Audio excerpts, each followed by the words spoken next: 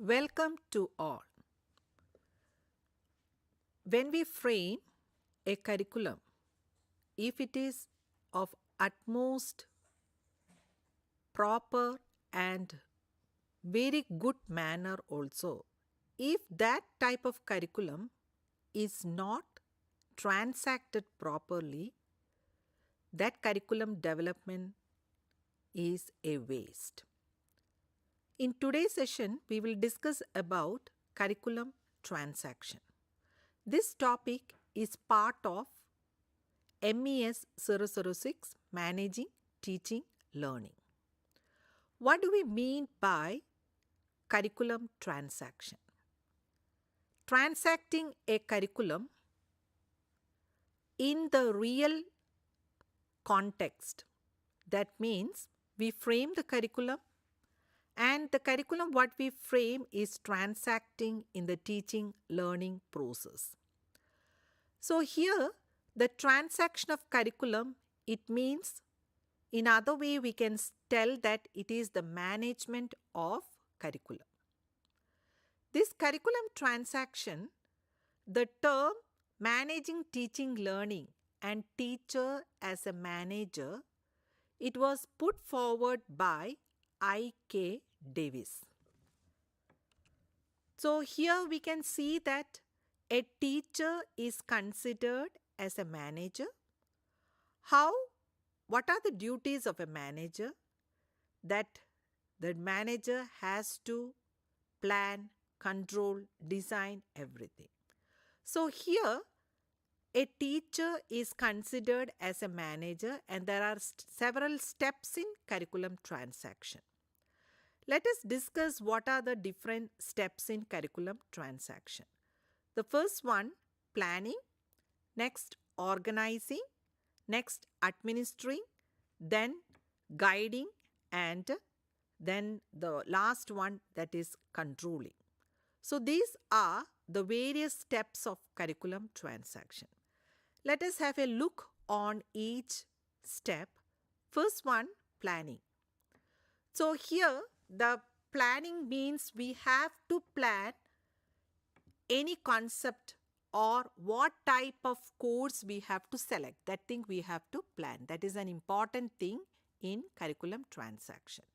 So planning takes a lot of things, and we know that after planning, taking a particular course and what are to be its content, then the organizing will come. So in the organizing matter, what we have to do is that how do we organize the content of the curriculum in various ways. So here we can see that after organizing, in the organization of the curriculum, there are different approaches that we can use in organizing the curriculum. The different approaches may be the thematic approach we can take, or the spiral curriculum we can take. So different types of approaches we can adopt in the organization of curriculum. Then comes administering. How do we administer the curriculum in the actual situation? So here the administering part is related with the actual practicing in the classroom. Then the guiding, how to guide, and last the controlling.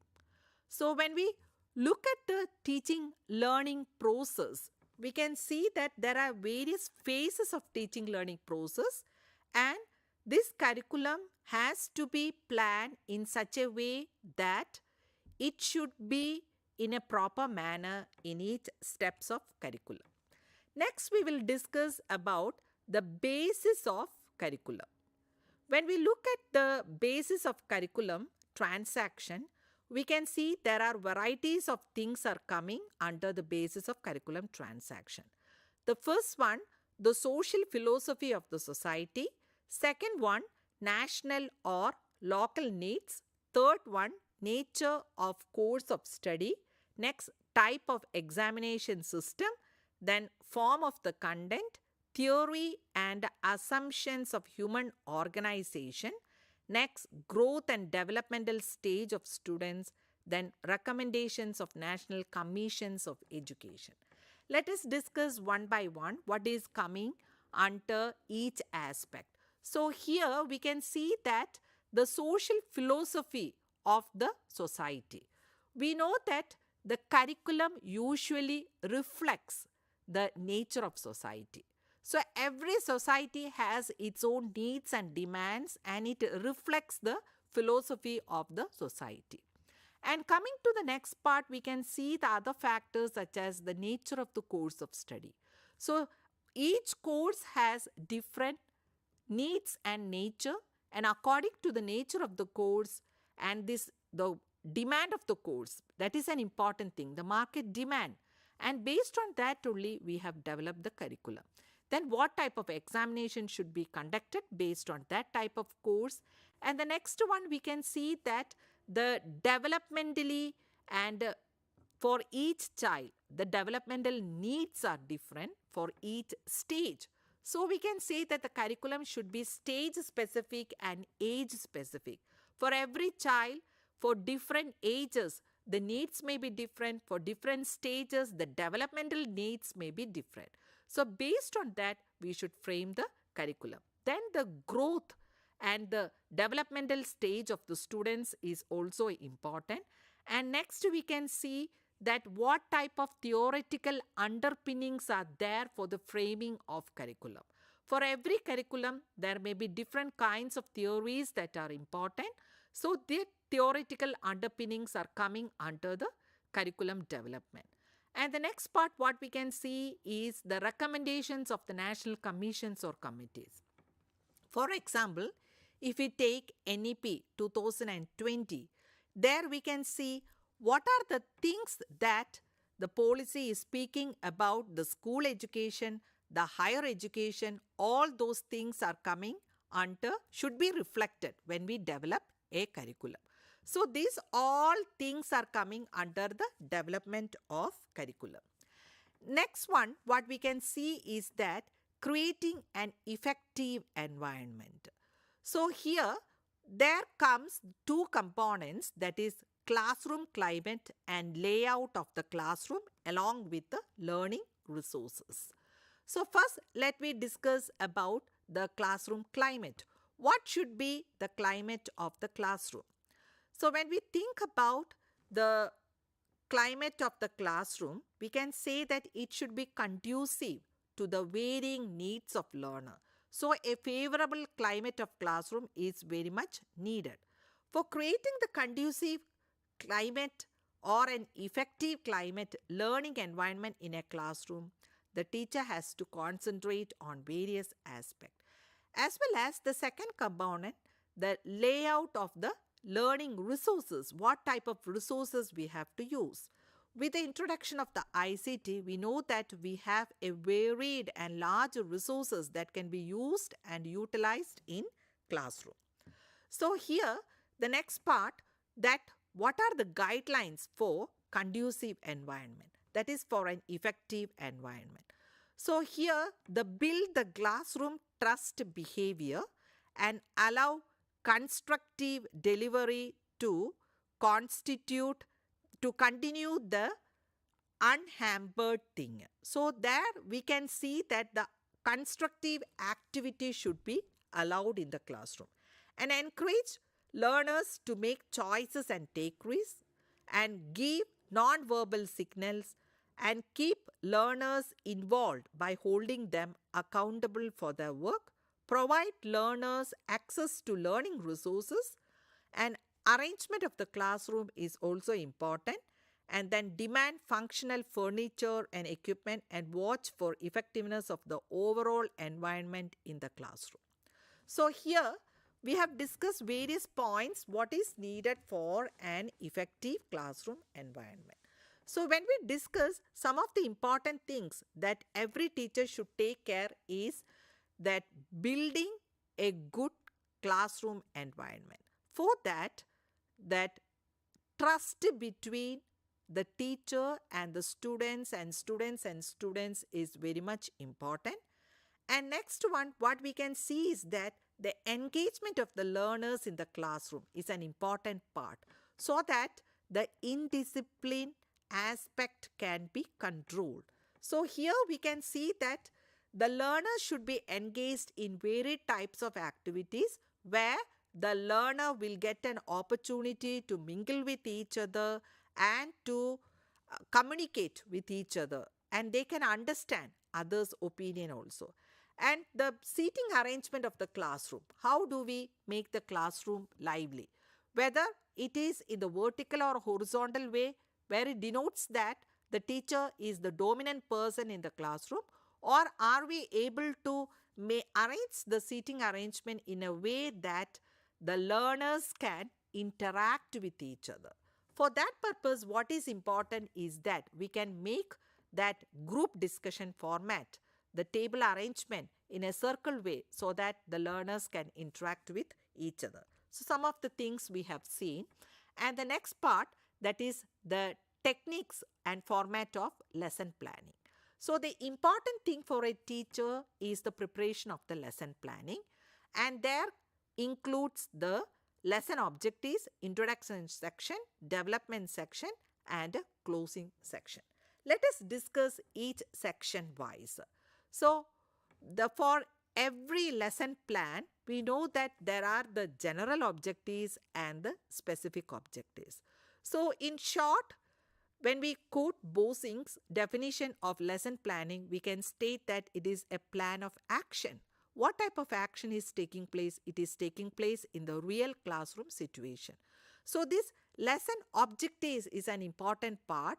For that, the objectives, it specify what a learner has to attain after the process of instruction. Sometimes the teacher makes a general objectives, and sometimes we can see that after each content, there will be some objectives in the mind of the teacher. So the specific objectives will also be there. So here we can see that the learning outcome, nowadays we use the term learning outcomes. So what type of learning outcomes a learner should achieve after the process of instruction is an important thing. And we can see that the introduction section. So here, not directly the teacher is telling the topic. What is needed is that there should be a link with the previous knowledge of the content. So the introductory topic, that the prerequisite, the knowledge of the learner, what the learner knows, that should be recalled by the teacher. So that recalling of the pre-knowledge of the learner is an important thing. With that aspect, the teacher has to link the present topic. And for that, we can see that the statement of the topic will come, then the developmental section will come. How do we develop? In the developmental section, what is important is that what type of activities the teacher are providing. And there includes, nowadays we can say that though this lesson planning is based on the behavioristic pattern, but now we are giving emphasis upon the constructivist approach. So here how the teacher made the learners to construct their own knowledge is an important thing. And then comes the closing section. That is how the summarizing part is taking place. The summarizing part is an important aspect where the teacher has to recapitulate the main points. So now a format of the lesson plan, which is based on the Herbartian steps, is displayed on the screen. So here we can see that the entry behavior is there, the subject taught, and the topic, the target group, the entry behavior, the general objectives, methods and media, introduction, preparation. And then the main concepts will be there. What will be the teacher activity and the learning activities, or we can state that the learning experiences. And last column, we can see how do we assess. And then the recapitulation and home assignment is coming. So this is all about the Herbartian steps, but now we are emphasizing the constructivist approach to teaching learning process. And here you can see that various types of activities. That thing we can call it as learning experiences. Why do we call it as experiences is that while going through each activity, the learner is able to get some kind of experiences which is useful in their daily life, or they can state what they have achieved after each activity. And then comes the importance of the teacher's diary, that is the lesson plan. A teacher can do the work in a period according to available time. So time constraint can be over by keeping a teacher diary. A teacher can study or revise and prepare before teaching so that he or she does not lose track of the matter to be taught. And the next one, in a diary, the teacher notes down different activities or anecdotes occurring in a class. And next comes, a teacher can note that how her her class preparation or class teaching is taking place, and teacher enters the classroom with confidence, with a thorough understanding. A teacher can organize the teaching work in a better way. A teacher is able to read books and reference material that they are applying various types of resources. And coming to the next aspect, that is the classification of materials and resources. We have stated that a teacher can use various types of resources. For this, a teacher can use audio aids, visual aids, audio visual aids. So here we can state that the projected or the non-projected aids the teacher can use. And nowadays we will tell about the audio-visual, that is the digital resources the teacher can use. So different types of resources, not only the main resource, what the student is seeing in front of their eyes is the teacher itself. So the personality of the teacher is an important aspect. How a teacher is able to demonstrate to his or her students the various teaching points. Next, we are going to discuss about the principles related to the selection of materials and resources. While selecting any material, the first one, that each selection should be made according to the concrete explanation of the concept. So we know that the concepts can be divided into major concepts and minor concepts, or we can divide the concepts into the concrete concepts and the abstract concepts. So how a teacher is going to give the explanations for the abstract concepts? Always we know that for the abstract concepts, the teacher may not be able to get a particular teaching aid. But how the teacher is going to give the explanation of the abstract concepts is an important thing. Sometimes through some kind of activity or some kind of experiential learning, the teacher can explain the abstract concepts.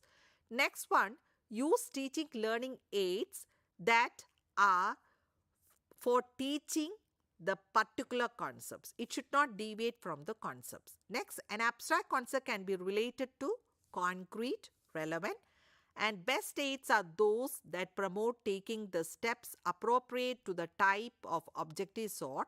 Then the teacher should employ materials and resources that are appropriate to the teaching of the underlying concepts. So here we can see that there are various principles including for the selection of materials and resources.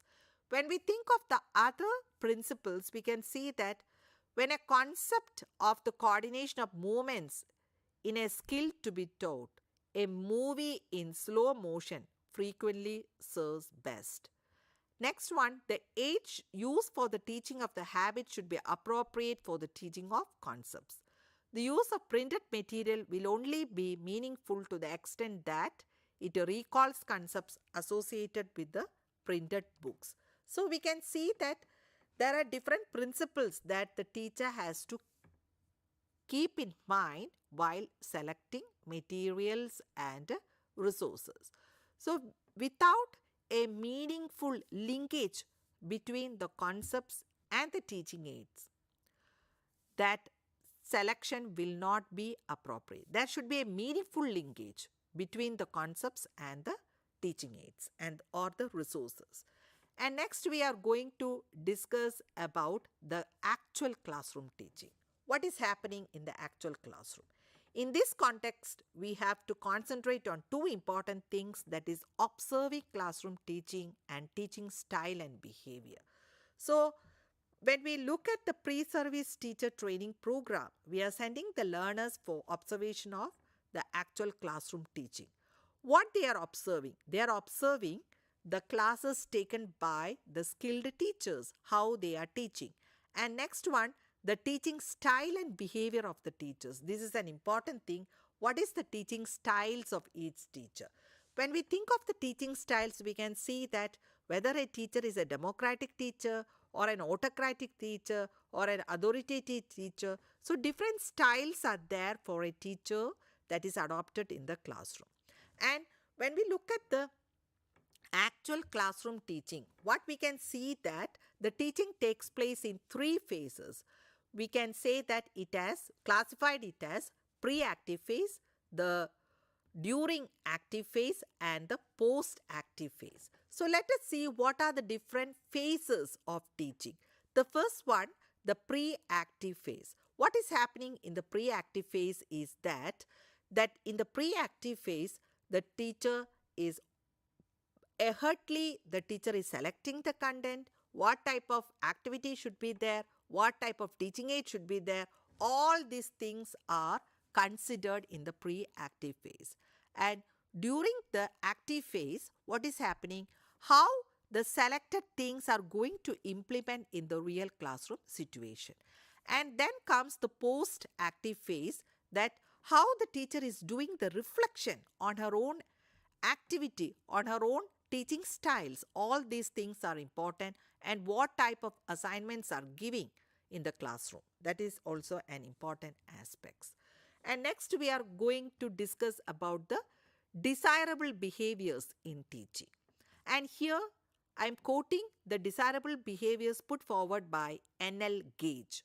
There we can classify it as warmth, cognitive organization, orderliness, indirectness, ability to solve instructional problems, control over the content. Let us see what do we mean by this warmth. This warmth, it is an affectionate thing, how the teacher is approaching the students, how the teacher is considering the feelings of the students, how the teacher is supporting the students. This is an important aspect. And coming to the next thing, that is the cognitive organization. What is important is that how the teacher is intellectually grasping of the content and how the teacher is presenting the content in front of the learners. So this is the way how the teacher is presenting. There may be the disorganized content, how the teacher is going to organize the content, how the teacher is going to present the content in the real classroom. That is very much important. And the next one, we can see the orderliness. The order of the presentation of the content is an important thing. And the indirectness, what type of instructions giving to the learners, that is an important thing. And ability to solve the instructional problems. And in a classroom, we know that during the teaching learning process, some kind of problems may arise. It may be in the form of the doubts, how the teacher is going to clarify the doubts of the learners, or it may be the conflict between the teacher and the students based on something. So these are some of the things that is important. And the mastery over the content is an important thing. The control over the content, that means the mastery of the content. The subject competency of the teacher is an important aspect in any transaction of lesson planning. Now we will discuss about the students' participation in the teaching learning process. So we can say that how we can engage the learners. After the presentation of each content, we can ask the learners some questions. So react naturally to the learners. Ignore some trivial, unexpected behavioral problems or the questions of the learners. Be firm and do not hesitate whatever doubts the learners are telling, and then do not hesitate to acknowledge that if some doubts the teacher may not able to clarify, there the teacher has to accept that one. And normally we know that in classroom, the teacher will enter with 6 masters. Who are the masters? We know that there are the 6 techniques like what and why, when, how, where and who. These are the 6 masters or the honest serving men in the hands of the teacher. So when we look at these 6 serving honest men, what we can make in mind is that how the teacher is going to use these 6 serving men in a classroom in order to expand the content or to get response from the learners. That is an important thing. And this questioning, that with the 6 serving men, the teacher is questioning in the classroom. While questioning how the students are responding and how the teacher is giving feedback, the feedback may not be in the home assignment alone, the classroom situation. The feedback, it is the flow of information about performance. So how a teacher should give the feedback. And when we think of the feedback, we can see that there are different types of feedback like the positive feedback, the negative feedback and the mixed feedback. So what type of feedback the teacher is providing? Whether it is positive feedback, the positive feedback denotes that it is in the constructive way. The learner will get the suggestions in a constructive way. The negative feedback sometimes impede the progress of the learner or the ability of the learner to express openly in the classroom. And in the mixed feedback, there is the mixture of the positive and the negative feedback. And the next part, what is important, how the teacher demonstrates in teaching.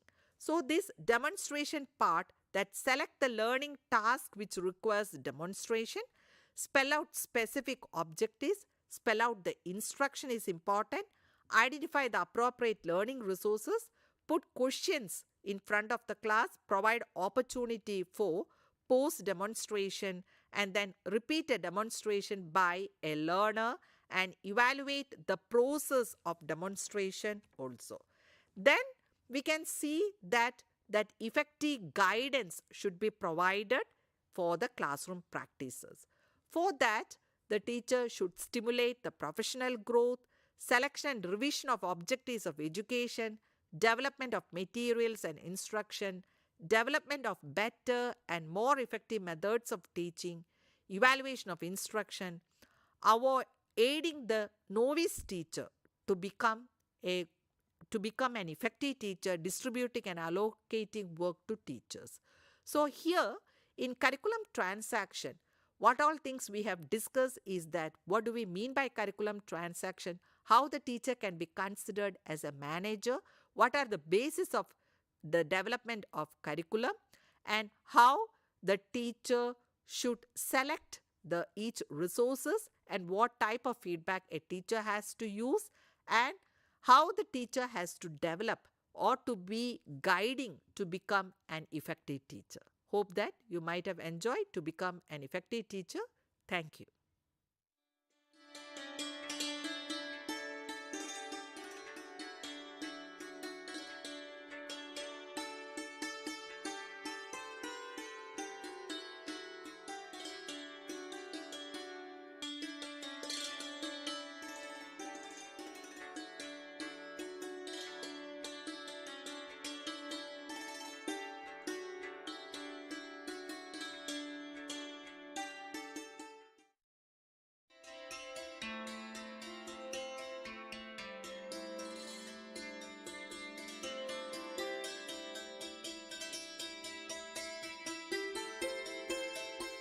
Do you know that the world's population has reached 8 billion on 15th November 2022? And we are still counting. I don't know where do we go from here. The predictions are scary. Any idea how many people can Mother Earth sustain? India's growing population is a serious concern, and we are soon going to become the world's most populous country. Wow, number one. Population is, after all, a human issue. The UN proposed Sustainable Development Goals cannot be achieved unless and until we consider the population dynamics. So, here we are. Indira Gandhi National Open University offers appreciation course on population and sustainable development. The course explores the linkages between population and sustainable development.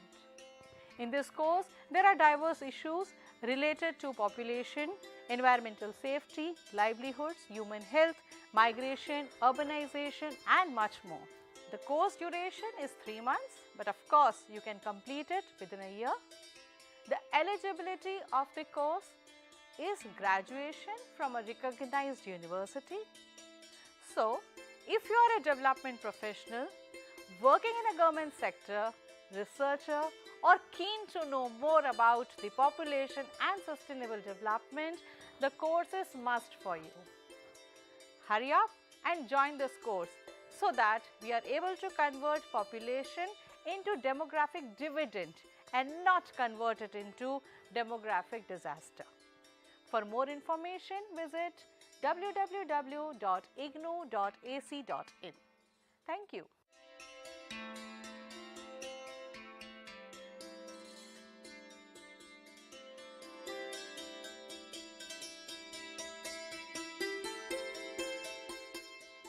पहाड़ों पर जाना किसे पसंद नहीं?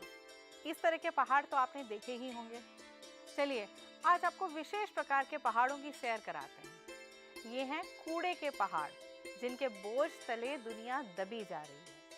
इन कूड़े के पहाड़ों में हैं हमारे घरों, कार्यालयों, उद्योगों से निकलने वाली बेकार की वस्तुएं, जैसे इस्तेमाल किया हुआ कागज़, फटे कपड़े, पुरानी लकड़ी, धातु, कांच के सामान, सब्जी फलों के छिलके, पुराने मोबाइल, लैपटॉप इत्यादि।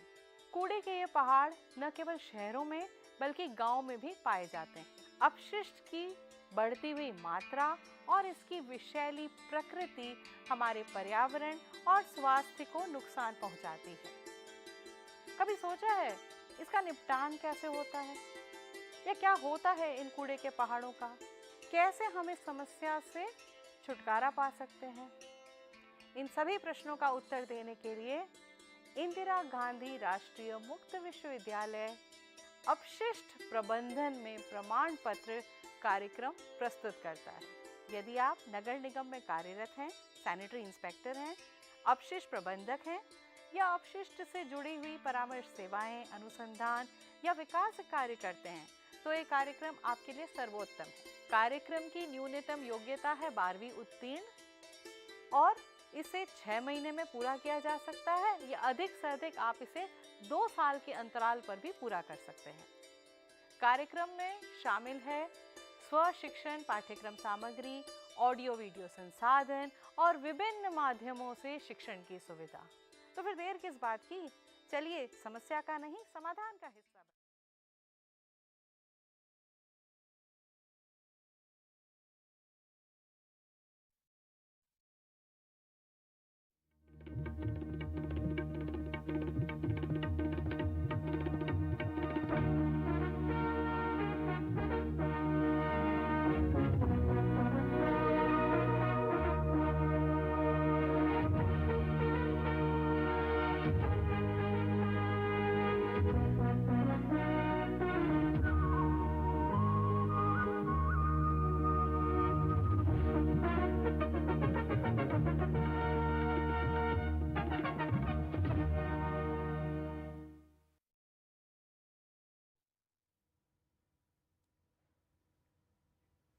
Namaskar learners, I welcome you all to this teleconferencing session on plate tectonic theory. After viewing this program, you should be able to define plates, distinguish between different types of plates, then describe the mechanism and tectonics involved with different plates, and explain the continental drift theory, mountain building theories, and other geological complexities in a better way. So, what are plates? Plates are rigid lithospheric slabs which are continental as well as oceanic. When we studied continental drift theory, we studied that continents are cealic masses which are floating on the denser seama or the oceanic floor.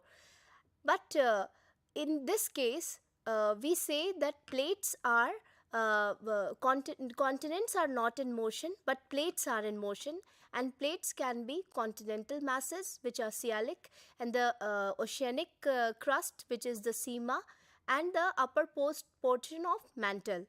So plates are floating on the viscous asthenosphere. These rigid continental plates are about 100 to 150 kilometers thick, while the oceanic plates are about 6 kilometer to 100 kilometer thick.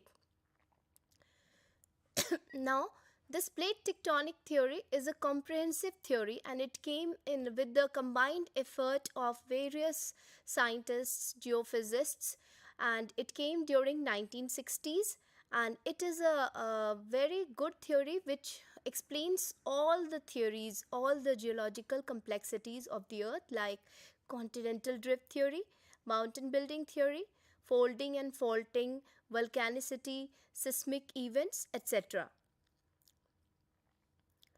Now, the whole mechanism of evolution, nature, and motion of plates is called plate tectonics. There are 6 to 7 major. I'm saying 7 major because when I bifurcate the North American plate and the South American plate, in some books it is written only American plate. So 6 major and 20 minor plates. In this figure you see this is the Pacific plate, this is the North American plate, South American plate, and this is the African plate, this is the Eurasian plate, this is the Indic plate, and this is the Australian plate, and this is the Antarctic plate, the entire. These are the 6 major plates, and there are many minor plates like Caribbean plate, Arabian plate, Scotia plate, Nazca plate, etc. You can have a detailed view of this type of figure depicting different plates on the earth.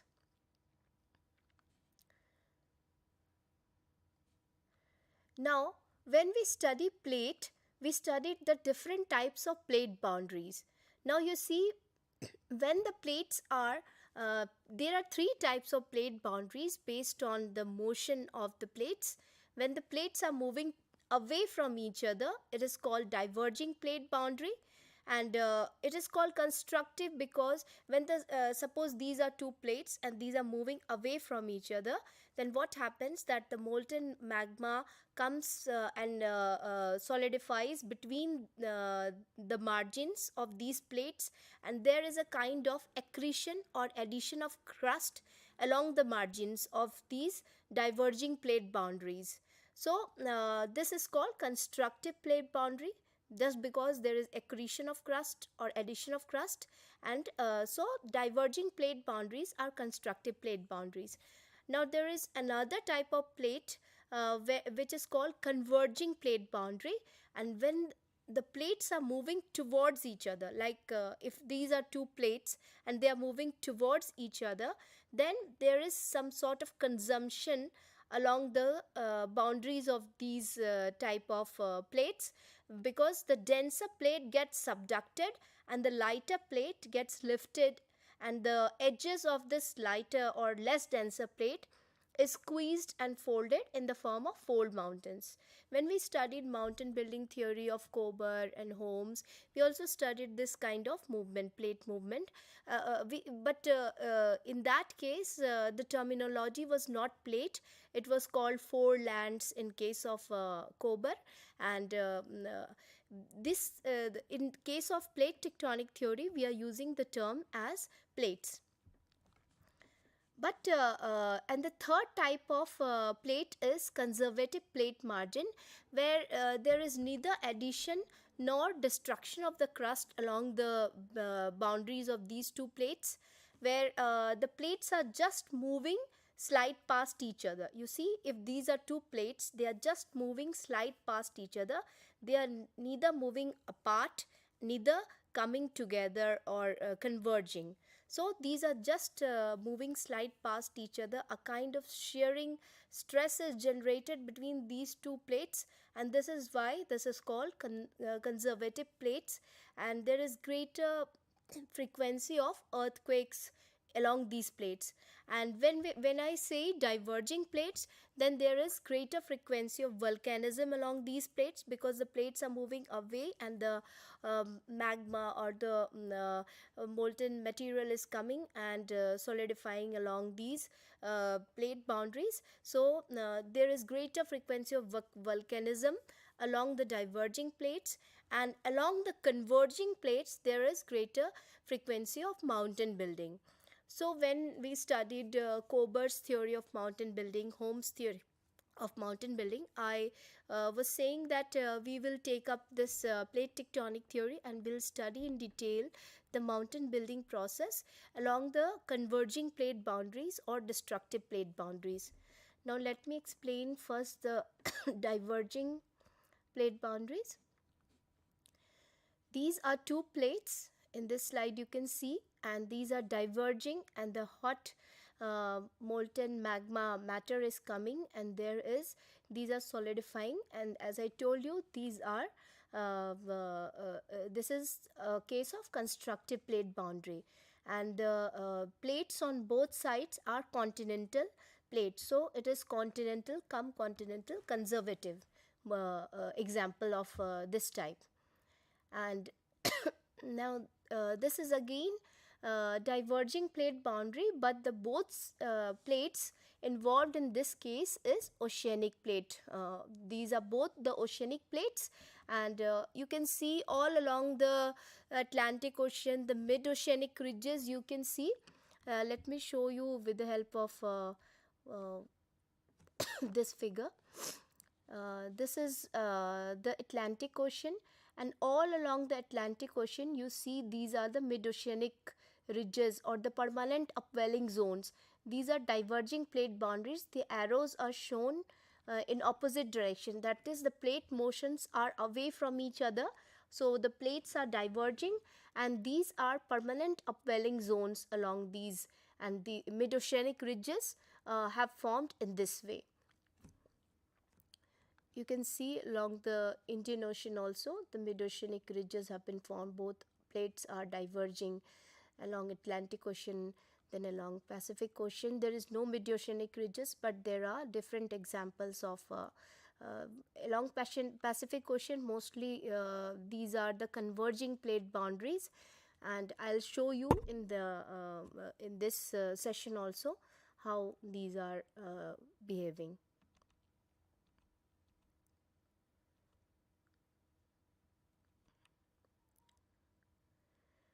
Now, let me take the example of destructive or converging plate boundaries now.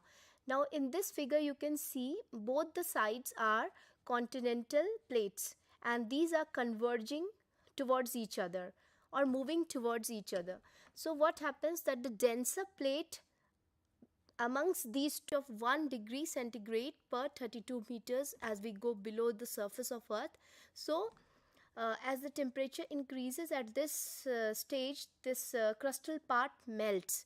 So there is consumption of crust here also because it is melting, and here also because it is folding in the form of fold mountains. And when this melts, it forms Benioff zone over here, and then this volcanic or magma matter penetrates into these mountains. So there in this way volcanic intrusion in the mountains, fold mountains, is explained in this way. Now you see this case when both the sides are continental crusts. We see examples like alpine fold mountains all over the when the Eurasian continent and the Indic continent both are continental plates, like this case, are moving towards each other, then the mighty Himalayas or the alpine fold mountains of Eurasia were formed in this way. And similarly in Europe, the alpine fold mountains, like when the African plate was moving towards the Eurasian plate. All the major alpine fold mountains along Europe were formed in this way. So this continental destructive plate boundary explains alpine fold mountains of Eurasia in a very good way. Now another converging movement is that when both sides are oceanic, when the both plates are oceanic and these sorry, these are converging towards each other, then you see, like in the previous case also, the denser oceanic plate goes inside and the lighter plate is the edges of the lighter plate will be folded and the denser plate is coming over here and then it is melting and then there is volcanic intrusion along this area. So a very good example of this is the Western Pacific. All along Western Pacific we see Japanese islands, Philippines islands, all are very good examples because there is so much of volcanic activity in this entire ring, and so it is called volcanic or Pacific Ring of Fire, this area, because a lot of island arcs and festoons which are formed in this way, they are volcanic in this in origin. They don't have basaltic or they don't have granitic crust. They are volcanic in origin. Now you see, as I told you, this is the case of Japanese islands and this is the island of Honshu, and this is the Pacific plate and this is the Okhotsk plate, and the denser Pacific plate is going inside the Okhotsk plate, and this entire area is very much seismic prone and there are so many volcanoes, and it is said that the Honshu islands are volcanic in origin because though the mountains look like fold mountains, but it is totally volcanic in origin because it is formed by the melting of this Pacific plate, and what is coming and rising over here, these are volcanic islands. So the Japanese islands are volcanic in origin. So when the oceanic plate converges with the oceanic plate, this Western Pacific is the best example. Now coming on to the third type, when one side is the oceanic plate and one side is the continental plate, we see this case along the Rockies and Andes. These mountains are explained best way along these because you see the Pacific Ocean, the Eastern Pacific Ocean and the Americas, the American landmass, and American is the continental landmass, converges with the oceanic plate. Then again the denser oceanic plate gets subducted, and you can see in this figure it is getting subducted and the edges of the continental plate are again folded into fold mountains, and the subducted plate again forms Benioff zone, the molten part, and then it intrudes into the mountains. And so in this way all along the western coast of Americas we have Rockies and Andes mountain ranges, and so volcanic intrusion along these mountain ranges are also explained by these converging or destructive plate boundaries. So we see, as I've told you, that continental drift theory says that continents are in motion, but in plate tectonics theory we say that continents are not only in motion but ocean floor is also in motion, and this is actually because plates are in motion, and plates can be both continental plate or oceanic plate, and so these plates are both Sialic masses and Sima masses. Plate tectonic and these are floating over the dense asthenosphere, dense or viscous asthenosphere. Continental drift theory talked about the gravitational or tidal forces as the chief mechanism for the movement of continents, which was refuted by Holmes also. And when he gave the convection currents theory, he said that it is not the tidal forces or gravitational forces that are so strong that can move the continents, but it is due to convection currents which are generated beneath the equatorial crust and the continental crust, because of the thickness of the crust along equator or continental areas, and the normal temperature gradient. As the temperature increases with depth as we go below the surface of earth, so convection currents are generated, and these convection currents are ascending, and then when they are reaching the upper mantle, they are moving away from each other. So these are diverging convection currents, and when these convection currents are diverging, so plates are moving apart. And when these convection currents, after a particular point, when their energy is reduced, they converge at a point, like they are diverging along this point, and then they are converging, and similar convection current around that side is also converging. So when the plates are converging, so mountains are formed. When the convection currents are converging, so plates are moving towards each other. So these convection currents are the real driving force in the case of plate tectonics theory also. uh, and all great mountain ranges have been explained in this way. All the alpine fold mountains, having east-west extent, and the Rockies and Andes having the north-south extent, all are explained with the help of this theory. And regarding the evaluation of the theory, sorry, the mountain building theories, four major periods, all the mountains of four major periods are explained. Previous theories only explained the mountain building activities during the tertiary period, or the tertiary fold mountains were explained. But in case of plate tectonics, all the Precambrian, Caledonian, Hercynian, all these fold mountains were explained, because due to evidences of paleomagnetism, when the history of the earth around 200 million years were created, and so continents were not like the current arrangement. They were in the form of a mass, the rearrangement of continents and oceans took place, and around 700 million years ago, the continents were united in the form of Pangaea, as we have already studied, and then they started breaking off. And different periods, the paleomagnetism recreated past history, and due to different arrangement of continents or plates, different fold mountains were formed, and in this way plate tectonics explained all the different fold mountains of different major periods. Okay.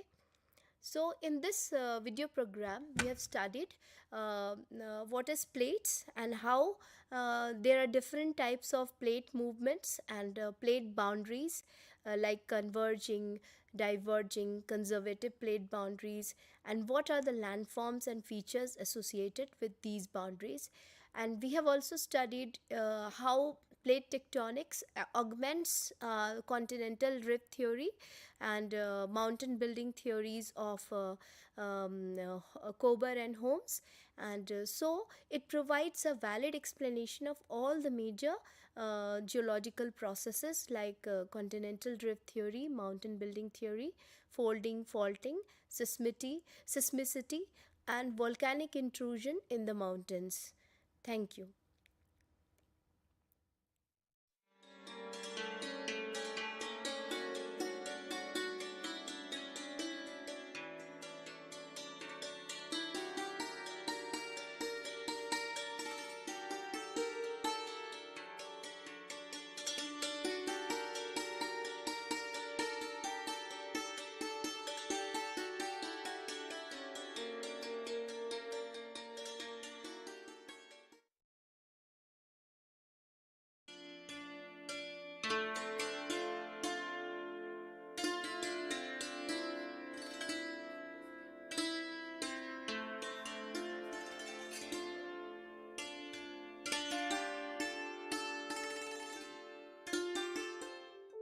Do you wish to be part of a television studio like this?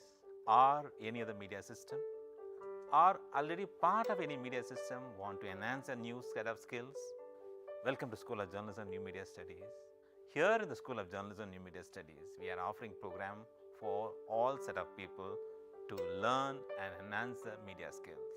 The vision of School of Journalism and New Media Studies is to generate a new set of professionals in the area of media and communication studies with understanding about role of media in the national development and global understanding.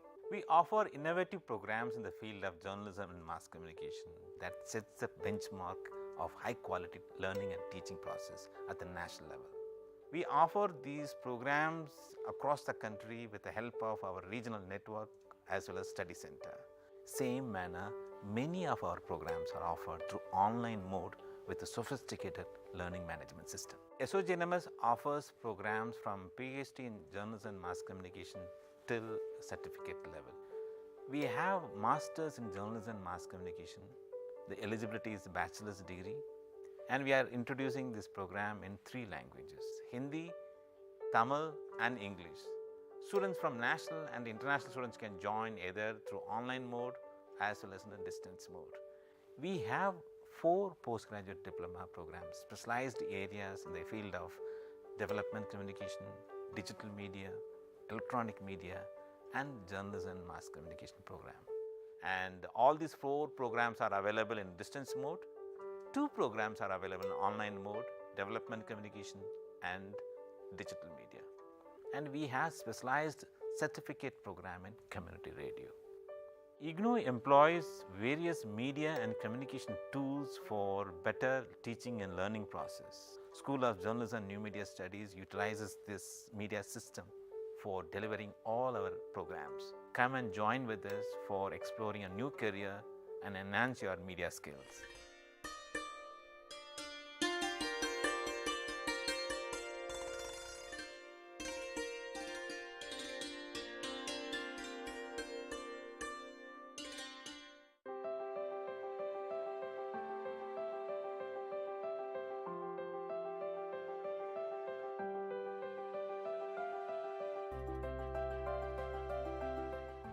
Are you a fresh graduate? Do you want to fulfill your educational aspiration by pursuing higher education in various interdisciplinary and multidisciplinary areas like environmental science, environment and occupational health, philosophy, sustainability science, folklore and culture studies? If yes, the School of Interdisciplinary and Transdisciplinary Studies offers various programs like Master's Program, Graduate Program, Postgraduate Diploma, Certificate and Appreciation Program.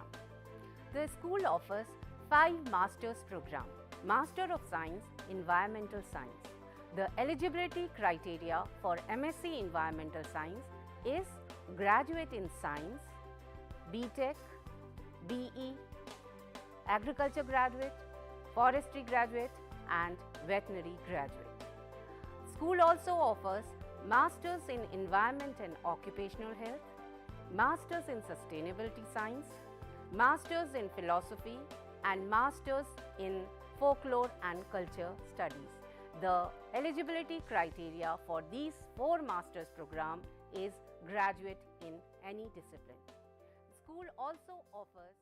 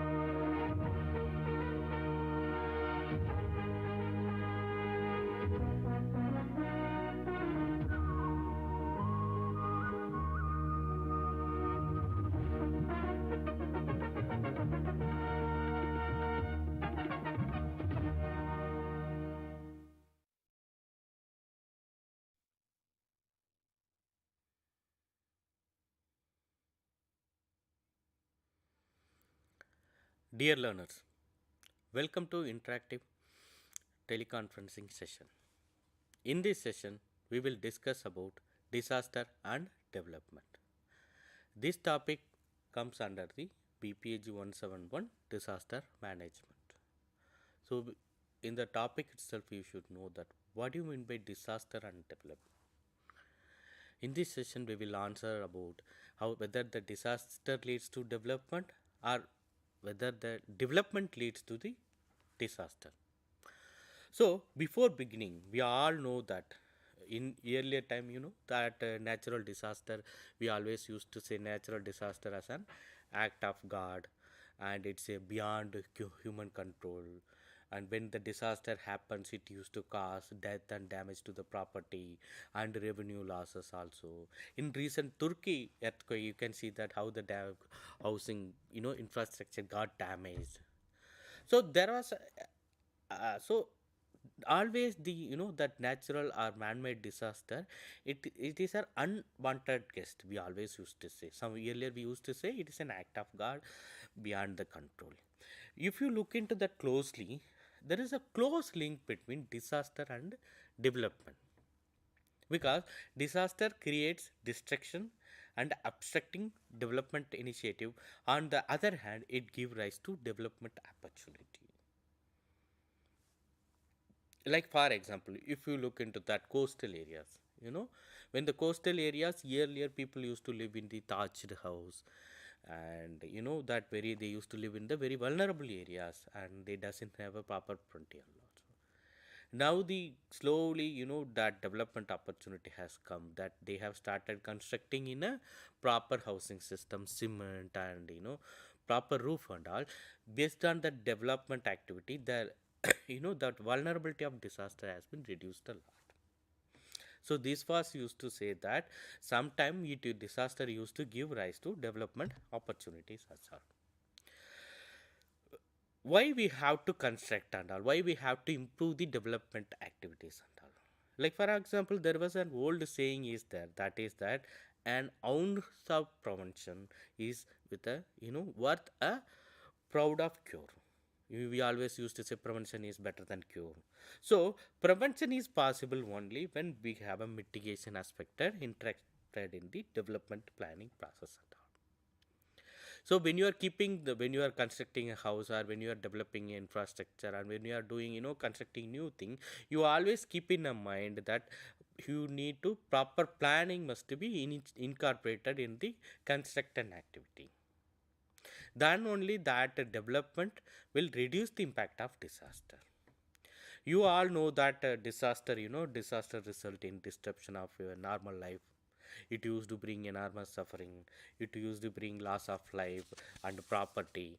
So what used to happen based on that global efforts, they used to bring the consider about the recovery, rehabilitation. So that is an opportunity to build back better, and integrating disaster into development measures, and community to resilient to disaster. So when you are suffered from disaster, then the global efforts used to make, they used to proper the reconstructing the building, and they used to bring the recovery and the rehabilitation in an effective manner, so that it used to make the community more resilient and all. So what do you mean by resilient? Resilient means you have to bring back the community normalcy. So it's like a before disaster, how the community was there. So that's what used to say, when you have a proper recovery, rehabilitation, reconstruction activity, then you can bring back the community in a more resilient manner.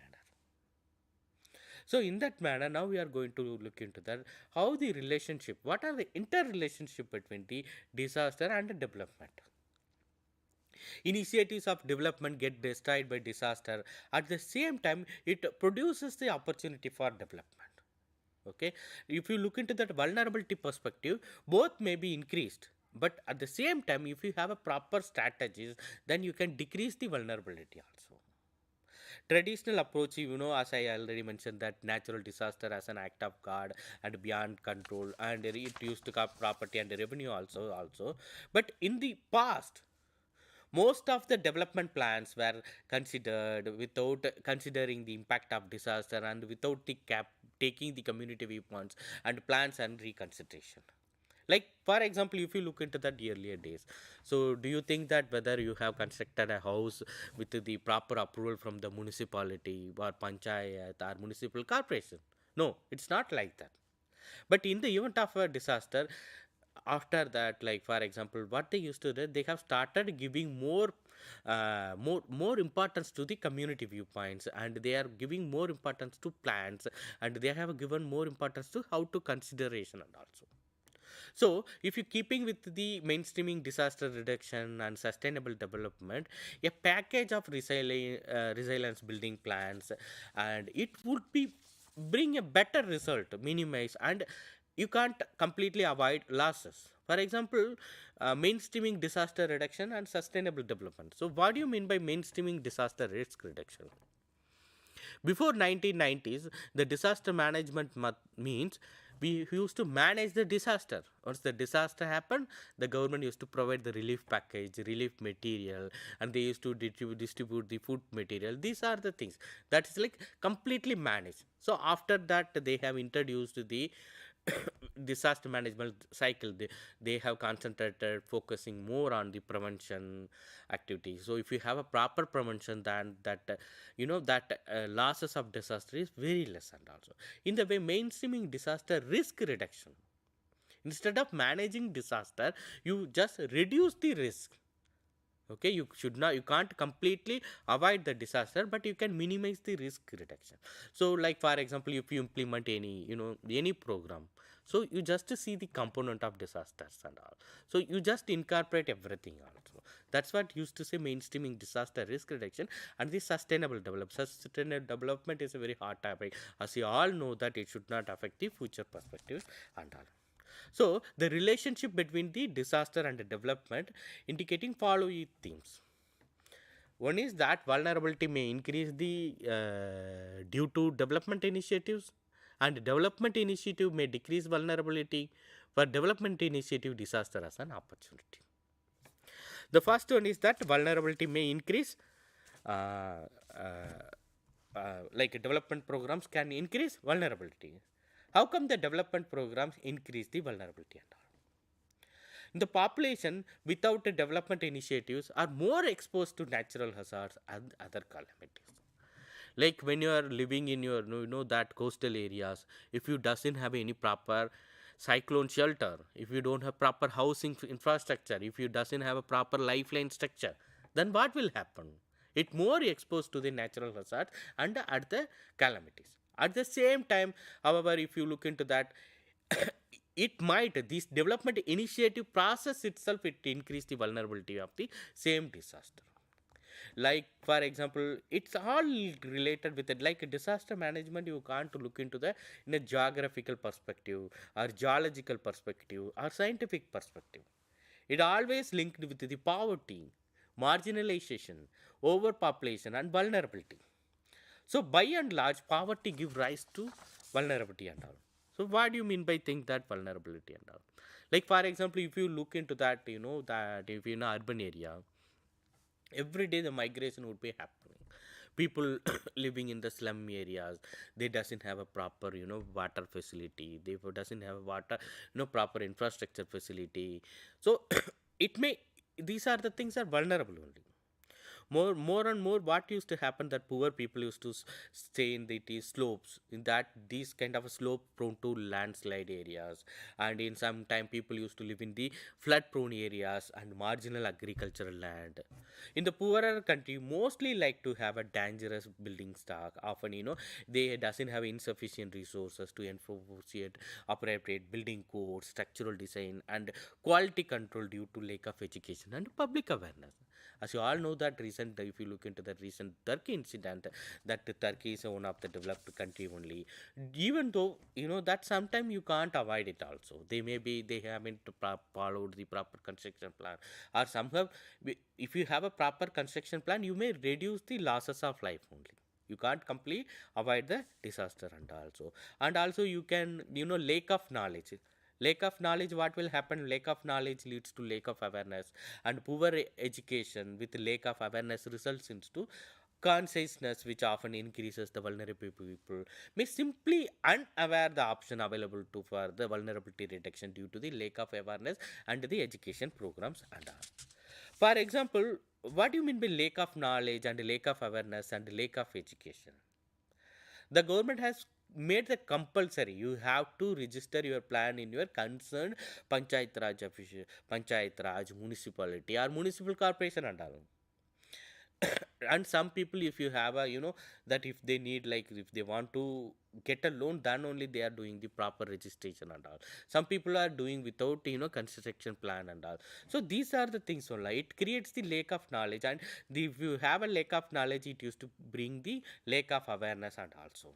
Like poverty stricken people are there, they used to have a fewer assets, invest in resources. So this also increases the vulnerability. They, that they doesn't have proper resources to organize to reduce the risk also. Moreover, after the disaster, it used to, starvation and chronic sickness, and it also leading to the newer risk for the people.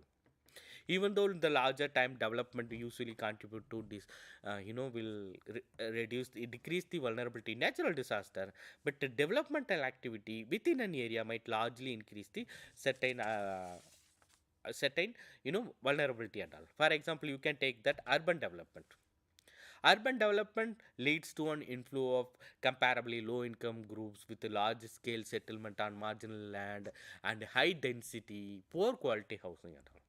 So buildings could also be sited in earthquake fault, in flash flood zones, or slope, or at risk of landslide. For example, nowadays what will we do? If you have a more, high-rise building and if you have a mall, then we used to think that these areas are more developed and all. But it is not in the case.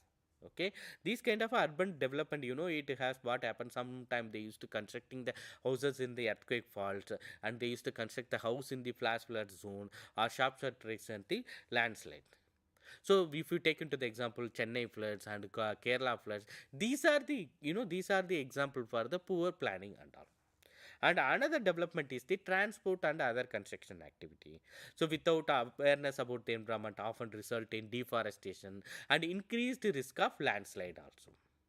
Like for example, if you constructing the, constructing a road at the hill station, or if you make the 5-way land, 6-way land, so here the confusion is coming whether we need the road or not. Whether if you want to read the road, you have to cut it down the trees or agricultural land. So what you have to see is that you have to use the proper planning and all. That's what you can't avoid the developmental activities also. But when you are focusing upon the developmental activity, always focus upon the proper planning and all. If you take into the marine and coastal development, okay, marine and coastal development, people, lead to population consolidation. So it used to leads to, high winds and storm surge. People used to get vulnerable to the landslide risk and flash floods and all. The same way, tourism development can increase potential vulnerability substantially if they have a proper, like for example, when the Indian Ocean tsunami has happened, that sorry, in the Thailand, Indonesia. So most of the people died due to the most of them are stayed in the tourist houses also. And tsunami and tropical storms quickly destroy these improvements and placing tourists and staffs at the serious injury and risk at all. So these are the things used to be happen. So you have to keep in mind also. And water resource swap project, such as you can say that dams and irrigation schemes. Also, it increase the risk of floods and slope instability or dam failure. If you have a dam, and when you have a dam, it used to improve the agriculture irrigation schemes and all. At the same time, that nearby the dam, people used to affect flood continuously, and also if any dam failure happened, that these people also vulnerable to disaster also. In that way, at one stage it is to gives the development opportunity, in another way it increase the vulnerability of the some of the others. And another thing is that investment in poorly managed hazardous interest is, that concentration population around the high zone of plant, exposing the unaware population to high hazard chemicals and industrial disaster also, and livestock development project intensive loss of vegetation cover and leading to desertification and all. So all the above mentioned example clearly specify the linkages between development and disaster. Okay, however, you have to, as I again and I'm saying that it's made clear that the sustainable development cannot be disaster.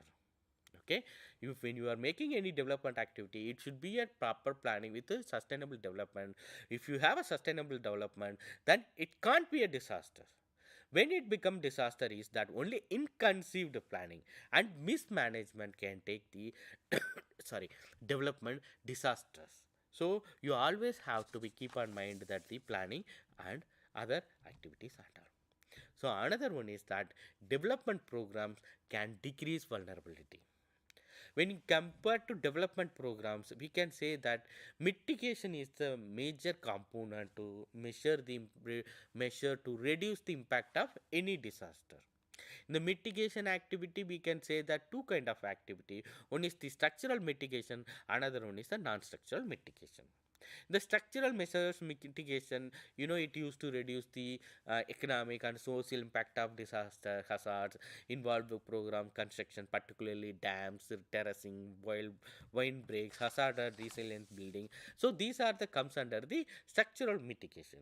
And the non-structural mitigation is it is a kind of a policies and programs, practices, as well as land use policies and zoning and crop diversification, building codes, and methods for prediction and warning.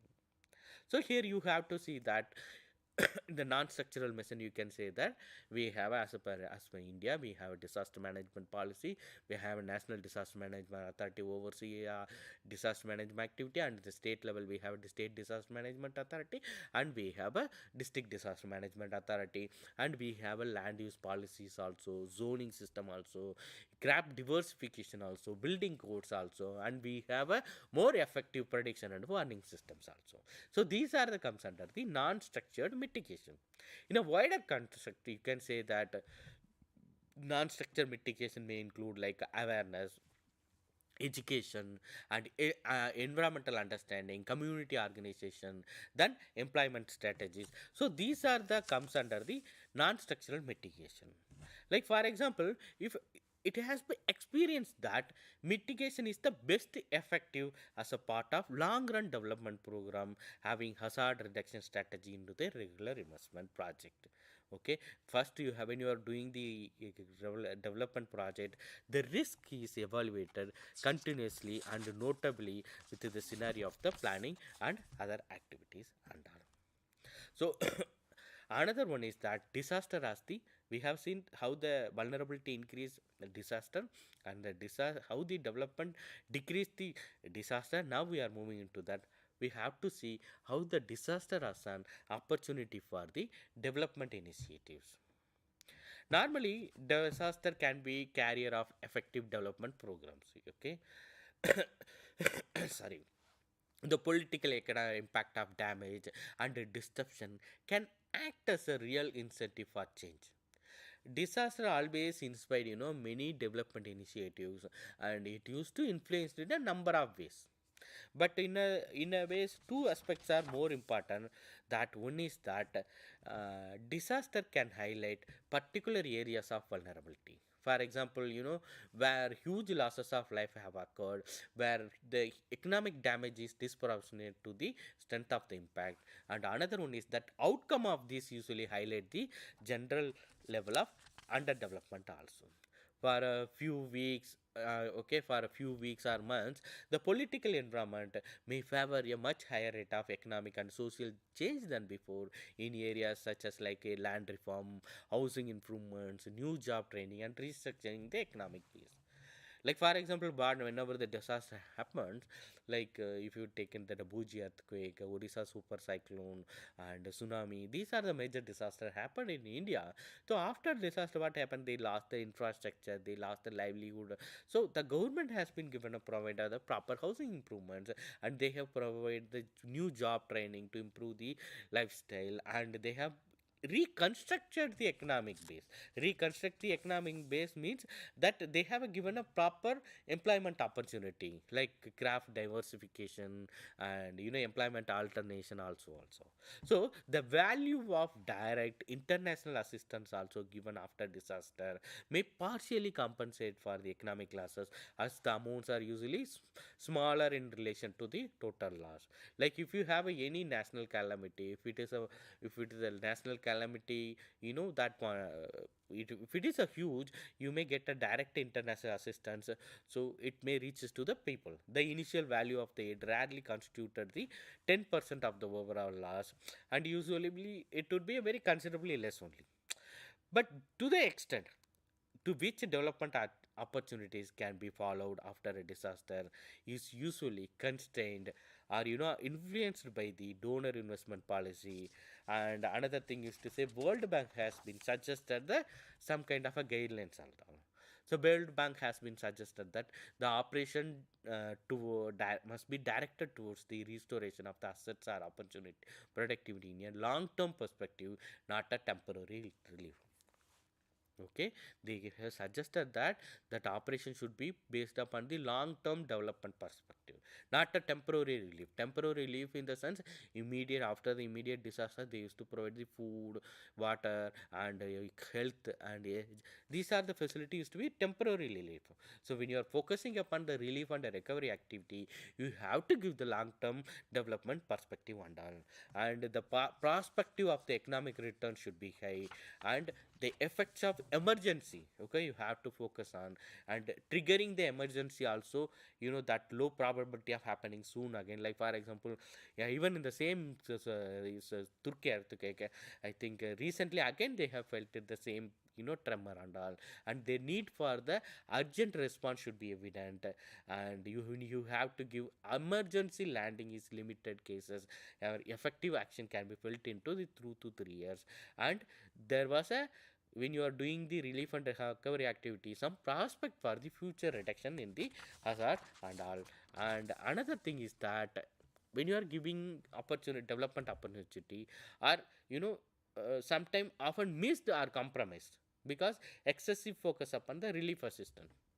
It always used to happen when you are, when you have a real, that time, you always give more importance to the relief assistance only. So relief assistance introduced in a substantial flows of resources into small community, which could also be purchased locally. So the method of reincorporating these resources are always like a free distribution through inappropriately chosen local structure may discourage entrepreneurship and all. So another one is that development of physical and economic infrastructure. So this is the more important. So with if you see with reference to physical infrastructure, particularly in relation to disaster, the nature, type, and quality of housing area of relevance. If you say that physical infrastructure, normally physical infrastructure means the housing, constructing housing and housing a multi-story building or something, or constructing industrial activity. So you have to see the nature, type, and quality of housing infrastructure needs to be planned for the particular environment of the area also. There may be an area first before that you have to see whether it is a flood prone area or the mountainous region, because when you are in a mountainous region you are prone to the landslide and also, and the same way housing have been has to be accordance with the requirements of the area, and you have to see the what are the peculiar requirements in the urban area, and you have to follow the earthquake safety measures in the high risk building and urban areas also in the matter. And another important thing is the development of environmental infrastructure. Any discussion if we have a physical or economic or infrastructural development is incomplete without satisfactory emphasis on building environment support system. Okay, if you look into that, there is a close relationship between the environmental conservation and the disaster mitigation. Like for example, you know that there was a, if you start a more industry, you have to follow the environment impact assessment, and you have to get the NOC from the Ministry of Environment and Forest and all. So when you are doing that, you have to be follow these are the concerns also inappropriately. Like for example, human induced activity, like they used to make the natural or negative or positive, they used to make the in the natural environment. There are thousands of lakes, ponds, lagoons, and estuaries and marshes, backwaters, and mangrove swamps. These are the life wetlands also there. You have to taken care of that only. So absence of National Wetland Act in India, it's not at all possible and all. So when you are doing the constructing the house and all, you have to be go through the whether there is a water body is there, because if you construct a house near the water bodies, you may plan prone to flood and all also. Towards the end, if you come to that, the effective planning and the incorporation of basic remedial measures is an important part of the disaster management.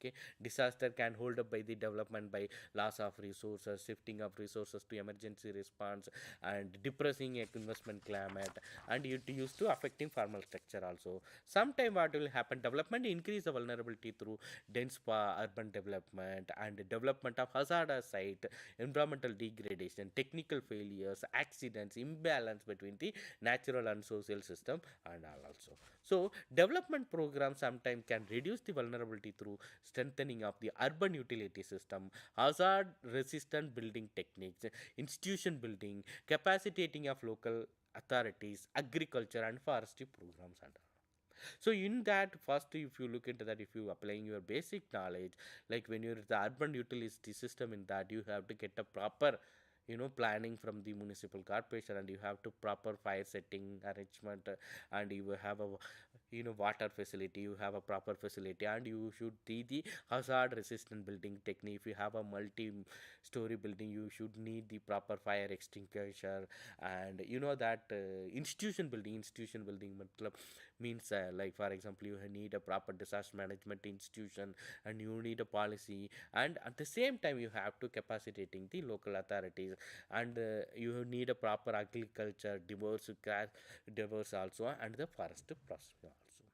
So in that way, you can say vice versa, you can say that sometimes disaster leads to development, at the same time development leads to disaster also. Sometimes you can consider as a development disaster as an opportunity for the development and all. So thank you for listening. In the next session we will discuss about a different topic.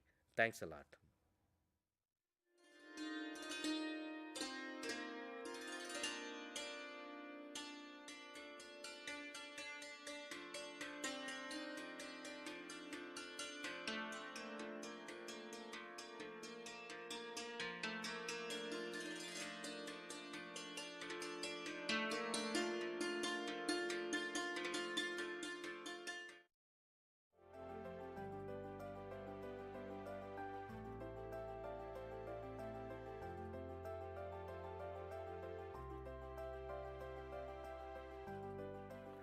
We wear clothes on a daily basis. But have we ever wondered, where do our clothes come from? Who makes our clothing? And who are the people and the process responsible for the whole manufacturing of our clothing? If you want to know more about this, Indira Gandhi National Open University from the School of Continuing Education has launched a program which is Certificate in Apparel Merchandising. There are many benefits after doing this program. You can become a designer in various fields. It can be fashion designer, apparel designer, costume designer, or even a textile designer. One can also work as a fashion consultant. Research and development is another field which one can take up after doing this certificate course. Going into academics is another perk after doing this program. Getting into fashion houses or fashion studios as an intern is also a very good option post doing the certificate in apparel merchandising. The basic eligibility of the program is 10+2. The duration of the program is 6 months to 2 years. The program is also available for both the admission cycles, which is July and January. The exams are conducted twice a year, in June and December. So what are you waiting for? Join this program and get an enriching knowledge in the field of apparel merchandising. And to do so, you can log on to the official website of the university, www.ignou.ac.in.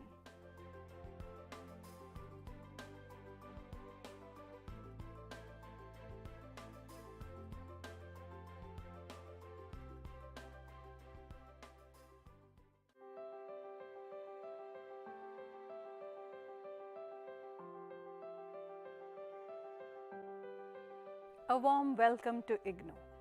If you are creative, if you can write well, and if you can visualize, mass communication is the correct career option for you. I am going to talk about postgraduate diploma in journalism and mass communication, which is also the first year of MA program in journalism and mass communication. So any learner who has done a postgraduate diploma in journalism and mass communication is eligible to take admission straight away into the second year of our master's program in journalism and mass communication. Duration to complete this program is minimum 1 year, and because we have this inherent flexibility in distance education system, you can take up to 3 years to complete this program. The minimum eligibility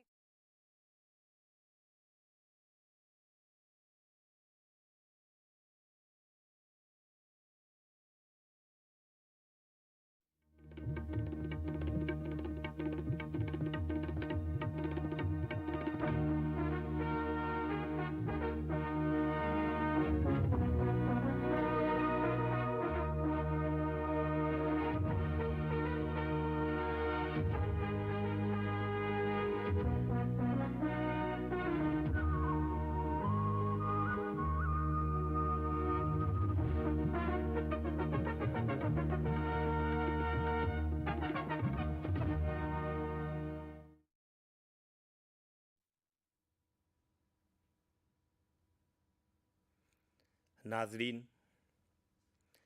آج آپ کے سامنے ایک اہم موضوع